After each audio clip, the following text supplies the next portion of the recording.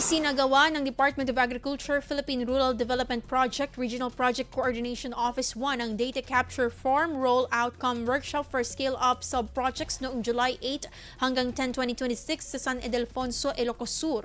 Layunin ng 3 araw na aktibidad na bigyang oryentasyon ng mga proponent group hinggil sa wastong paggamit ng data capture forms at mga kaugnay na sistema kabilang ang web-based management information system at mga mobile application.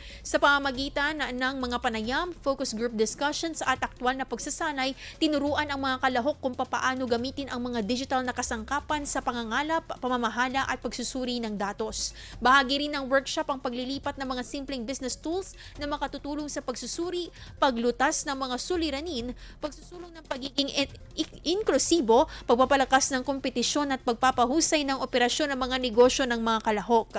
Binigyang diin sa aktibidad ang kahalagahan ng agarang pagsusumite ng mga ulat gamit ang mga makabagong sistema upang makatulong sa mabilis na pagtukoy ng mga hamon o bottleneck at masubaybayan ang kalagayan ng kanilang mga negosyo sa real time.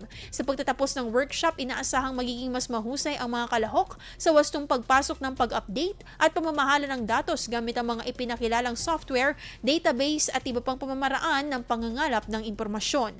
Inahasahan din na masusunod nila ang mga itinakdang proseso sa data collection kabilang ang paggamit ng tamang variables at coding systems. Bukod dito, inaasahang maisasagawa ng mga kalahok ang pagsusuri at pagpapatunay ng kanilang mga datos upang matiyak ang pagiging kumpleto, tama at pare-parehong impormasyon bago isumite ang kanilang mga ulat. Sa pamamagitan ng naturang inisyatiba, patuloy na pinalalakas ng DAPRDP RPCO1 ang kakayahan ng mga proponent group sa paggamit ng teknolohiya at mga kasangkapang makatutulong sa mga epektibo at mapananatiling pagpapatupad ng mga subproyekto sa sektor ng agrikultura. IFM News. IFM News. IFM News. IFM News.